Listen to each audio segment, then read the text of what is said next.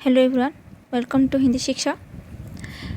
आज हम रामवृक्ष बेनीपुर जी के बारे में डिस्कस करेंगे, क्योंकि उनके प्रमुख रेखा चित्र रजिया के बारे में हम डिस्कस करेंगे, जो topic OSTT syllabus CBT exam के लिए आप सभी को हेल्पफुल करेगी। तो चलिए देखिए, रामवृक्ष बेनीपुरी। रामवृक्ष बेनीपुरी हिंदी भाषा साहित्य के एक प्रतिभा संपन्न साहित्यकार रहे हैं। हिंदी साहित्य के अंतर्गत इन्हें एक कुशल कथाकार, नाटककार, शब्द चित्रकार अथवा रेखा चित्रकार, समर्पित पत्रकार एवं राष्ट्र सेवक के रूप में भी जाना जाता है। ये स्वाधीनता आंदोलन के सेनानी भी थे और इनकी लेखन की विषय भी दिखने को मिलता है हिंदी साहित्य में।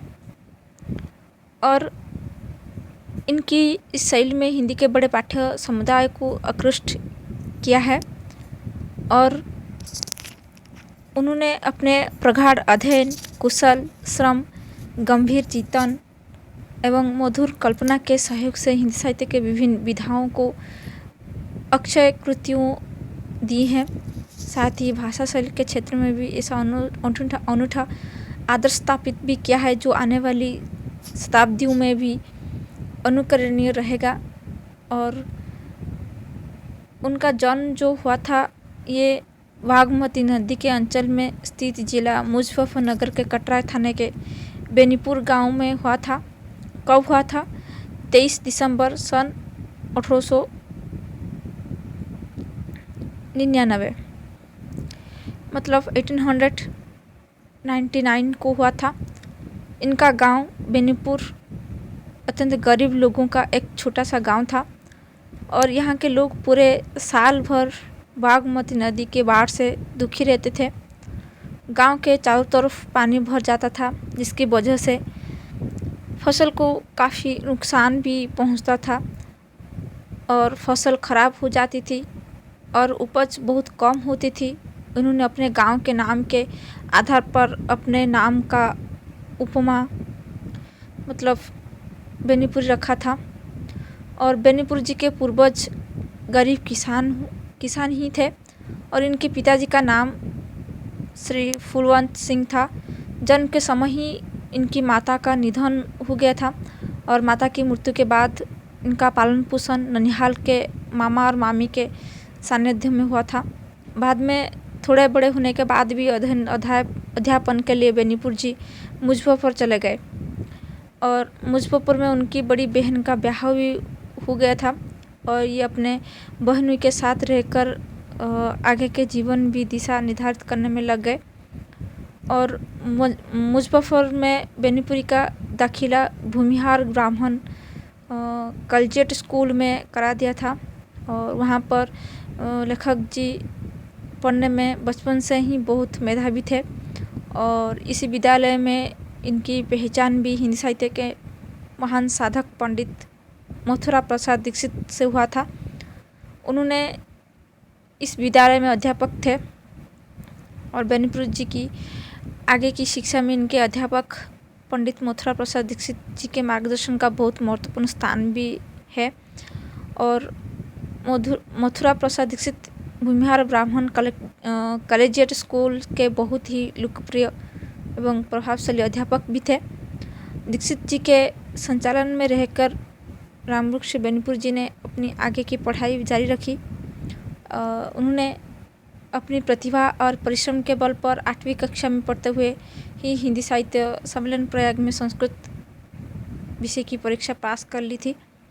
और उनकी जो पहली कविता जो है, ये 1916 ईस्वी में प्रताप पत्रिका में छपी थी।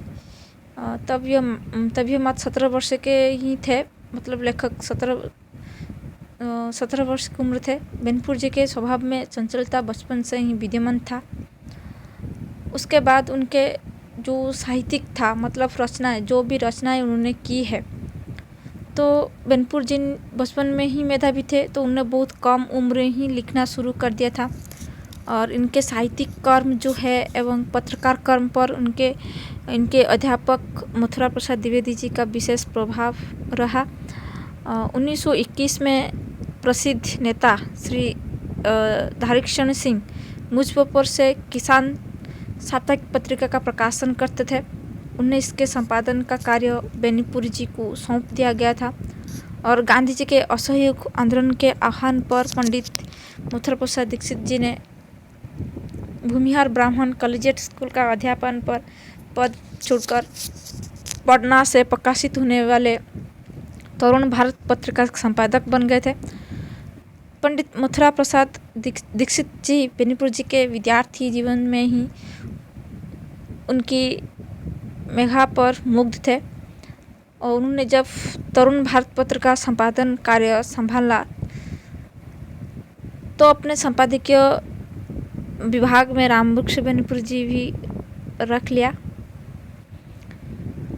और इस समय पटना से ही किसान मित्र नामक पत्रिका प्रकाशित हो रही थी। बेनीपुर जी ने तरुण भारत की सेवा से निवृत्त होते ही किसान मित्र में आ गए थे, तो इस पत्र में बेनीपुर जी अधिक दिनों तक नहीं काम कर सके और उनका शारीरिक स्वास्थ्य भी ठीक नहीं था।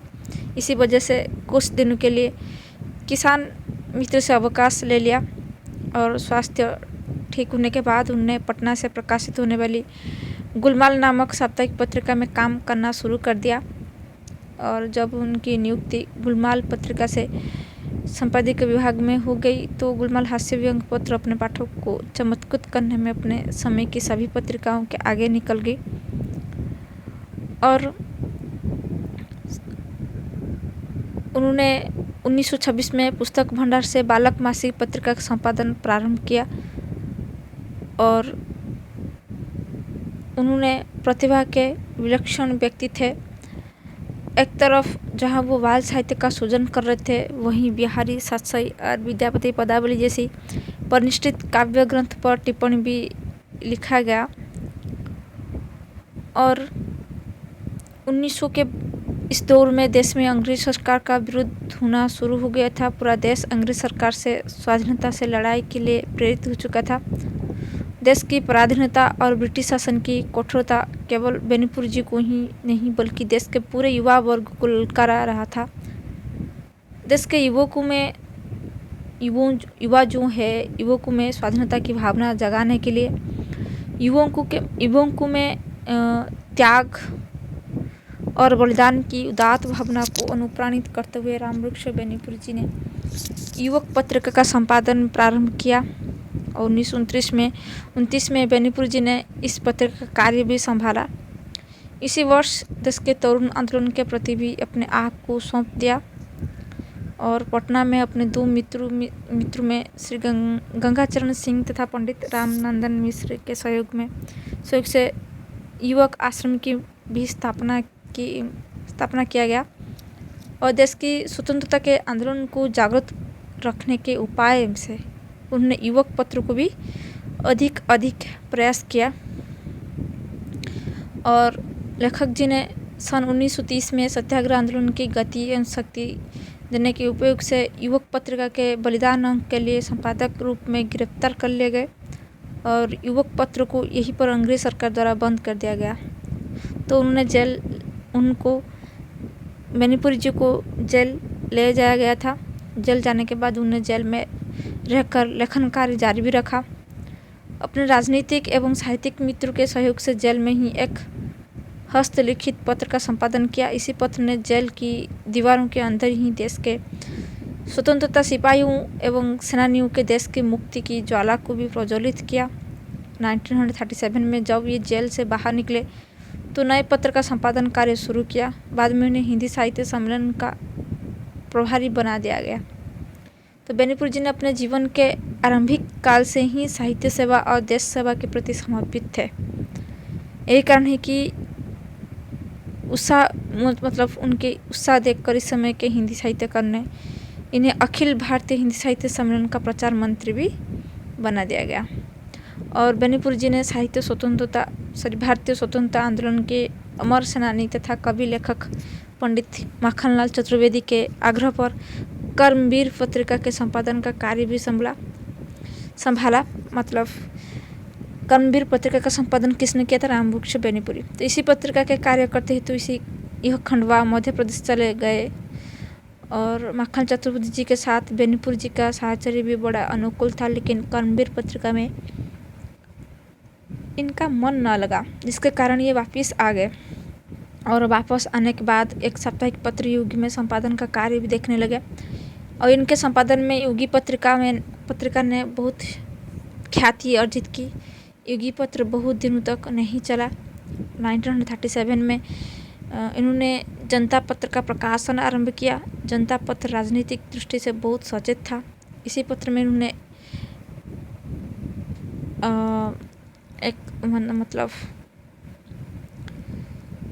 तो यहाँ पर बेनीपुरी जी ने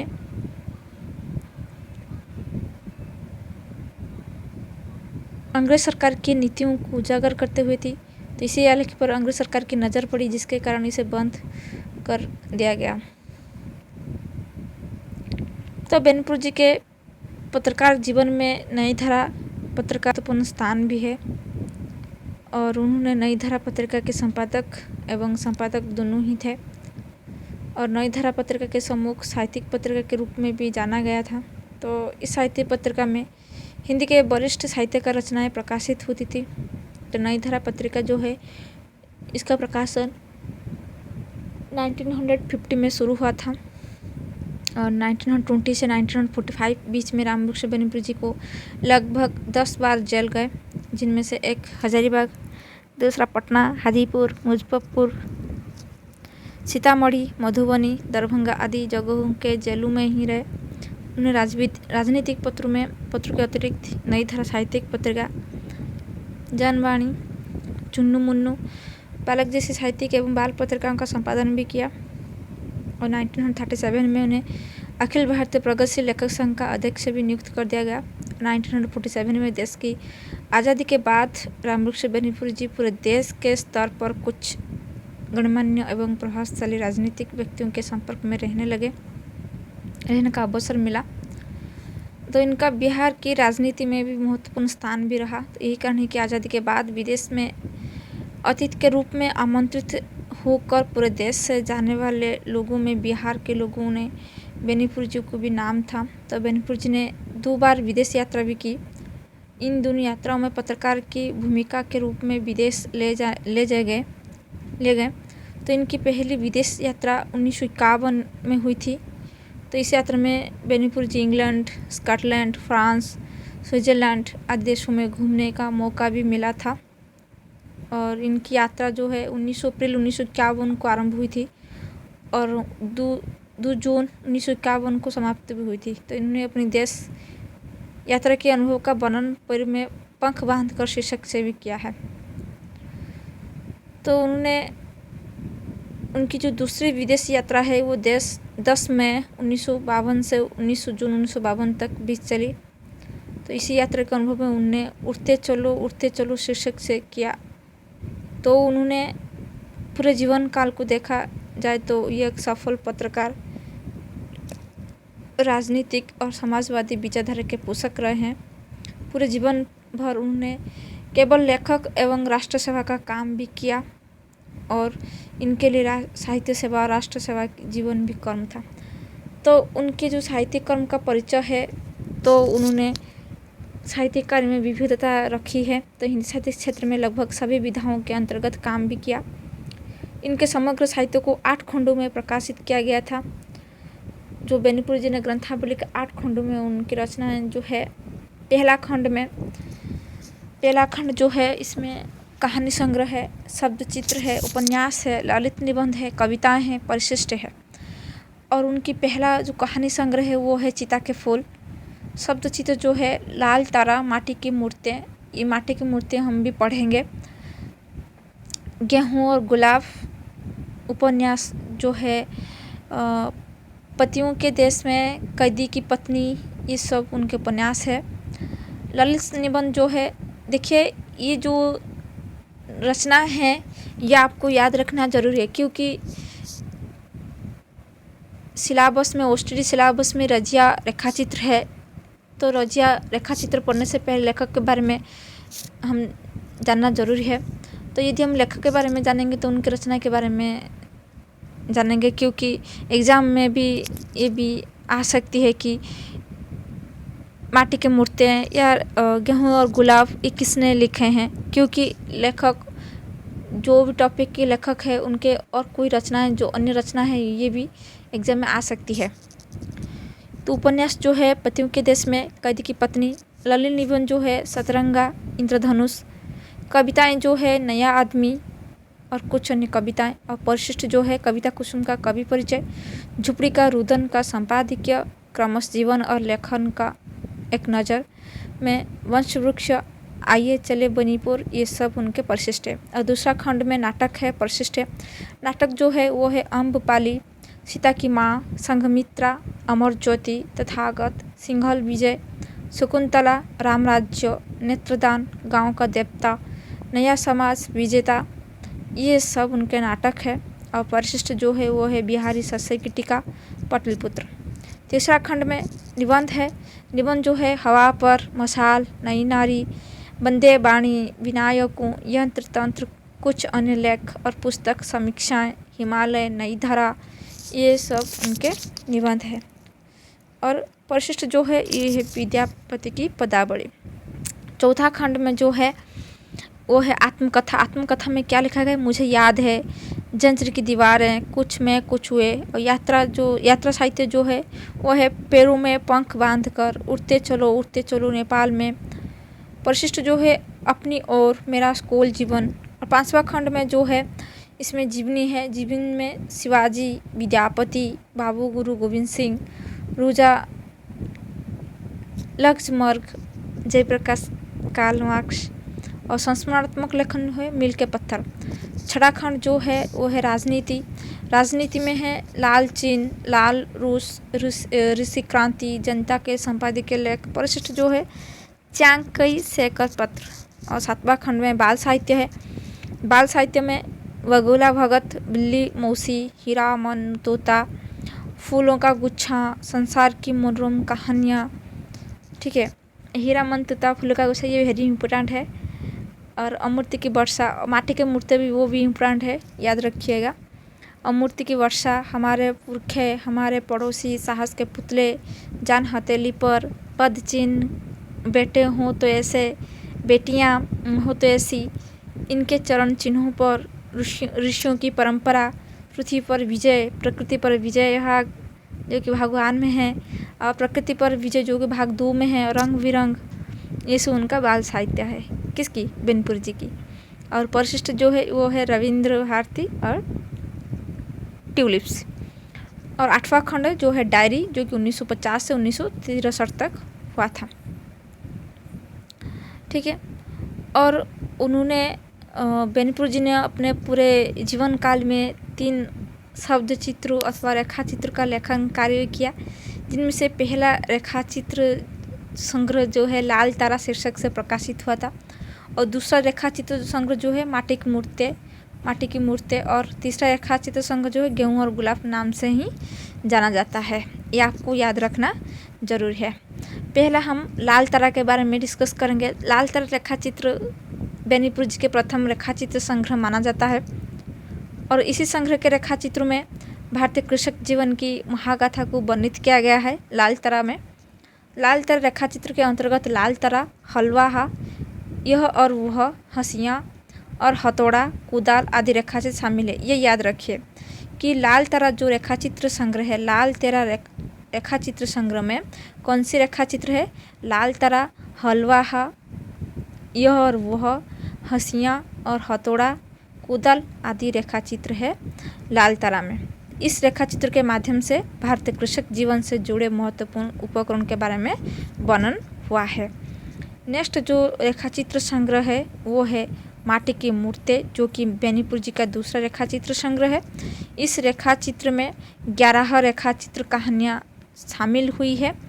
तो इस रेखा चित्र मतलब माटी की मूर्ति रेखा चित्र संग्रह के रेखा चित्र को पढ़ने के बाद ऐसा लगता है कि बेनीपुर जी ने अपने ग्रामीण परिवेश को किसी न किसी चरित्र की पूरी तरह से संग्रह के उतार दिया है। तो इसे पढ़ने के बाद पाठक को ऐसा अनुभव होता है कि अनुभव घटनाओं को पढ़ नहीं रहा तो बल्कि उन्हें अपनी आँखों में जो घटित हुआ है वो देख रहा हो। इसी तरह वो रेखा चित्र लिखा गया है। तो इसी संग्रह में जो रेखा चित्र है इसमें है रजिया। तो रजिया हम नेक्स्ट क्लास में पढ़ेंगे। तो रजिया कौन सी रेखा चित्र संग्रह में है, माटी की मूर्ति रेखा चित्र संग्रह में है। बलदेव सिंह, बाल गोविंद भगत आदि लेखन है। तो इसी रेखा चित्र के पात्र भी बेनीपुर जी के जीवन से जुड़ी रहे हैं।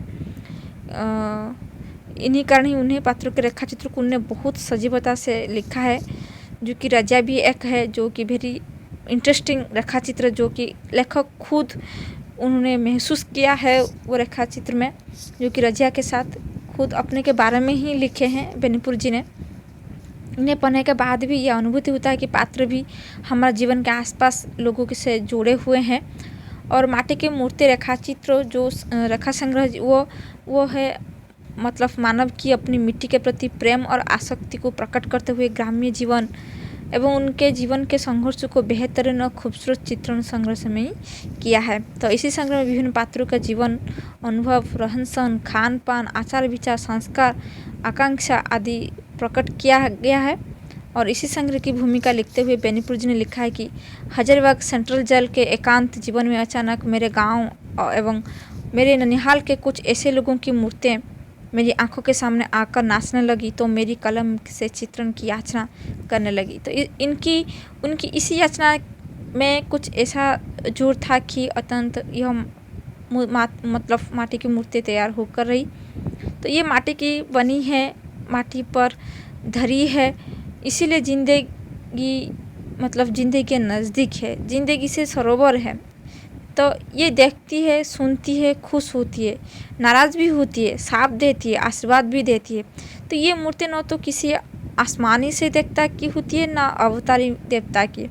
तो गांव के ही किसी साधारण व्यक्ति मिट्टी के पुतले ने किसी असाधारण अलौकिक कर्म के कारण एक दिन देवत्व प्राप्त कर लिया है कि नहीं। तो देवता में और गांव के व्यक्ति के सुख दुख का दृष्टा सृष्टा भी बन गया। नेक्स्ट जो उनके रेखा चित्र है वो क्या है, गेहूं और गुलाब।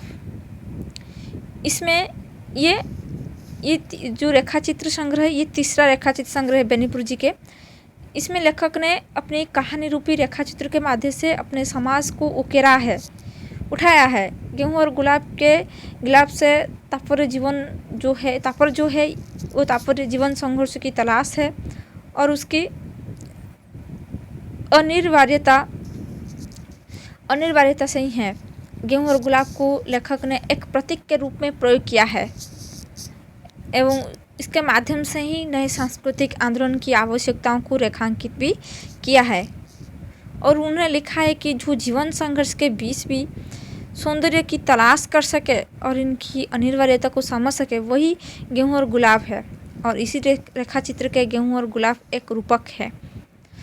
उसके बाद नेक्स्ट जो कहानी रेखा चित्र संग्रह वो है मील के पत्थर। इसमें लेखक जी ने संस्मरणात्मक रेखा चित्र संग्रह के अंतर्गत शामिल किया है। तो इसमें जीवन के अनुभव एवं घटनाओं के स्मरण पर आधारित किए हैं। तो ये था रामवृक्ष बेनीपुर जी के बारे में, उन्होंने कैसे रेखा चित्र को कैसे वर्णन किए हैं, किसके साथ जुड़े हैं।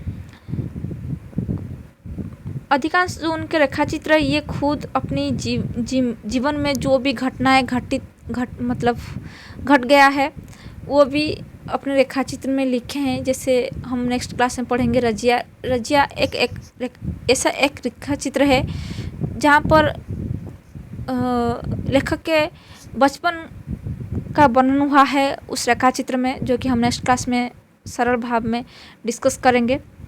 ठीक है, तो ये था बेनीपुर जी के बारे में, जरूर देख लीजिएगा क्योंकि एग्ज़ाम में लेखक के बारे में भी ज़रूर आएगा ये क्वेश्चन, क्योंकि ये भी आएगा कि बेनीपुर जी के जन्म कब और कहाँ हुआ था, कि ये रचना किसने लिखा था, व ये रचना कौन सी रेखा चित्र संग्रह से हैं, ये भी आ सकती है बेनीपुर जी के बारे में। तो कैसे लगा, आई होप आप सभी को समझ में आया होगा।